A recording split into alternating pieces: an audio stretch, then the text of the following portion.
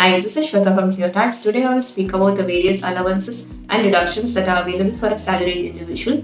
A salaried individual can claim various allowances and deductions. To begin with, it is standard deduction of Rs 50,000 which is available to all the employees. The standard deduction is available from the gross salary of an employee. The amount can be claimed whether or not you have incurred any expenditure.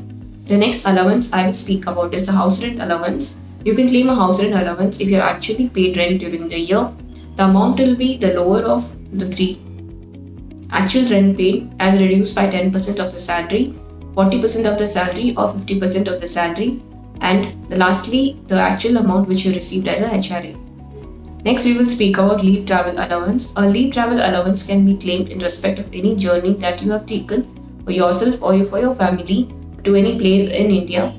The exemption is available for 2 journeys in a block period of 4 years. The current block ends on 31st December 2021. You can also claim certain other allowances such as relocation allowance in case you relocate to another place while performing the duties of your employment. You can claim your actual expenses that are incurred for traveling for your daily expenses.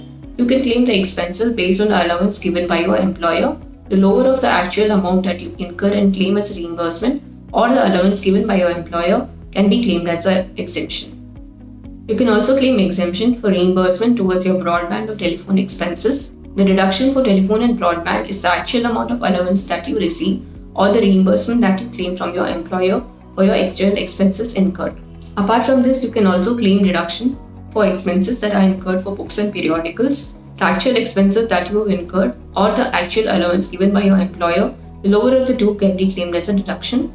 You can also claim an exemption for gift voucher that your employer gives you up to a value of Rs 5,000 per year. You can also claim an exemption for food coupons that you receive up to 2,200 rupees per month, which will be 26,400 per year.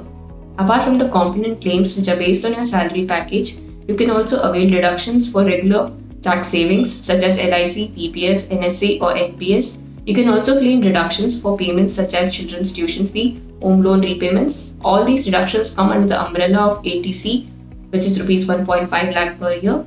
Similarly, you can claim other deductions such as medical insurance premium paid during the year, which is 25,000 for self and family and Rs 50,000 in the case of senior citizen. You can also claim deductions for donations paid during the year, such as notified funds which may be having 100% and certain other funds which may be having 50% of the amount paid.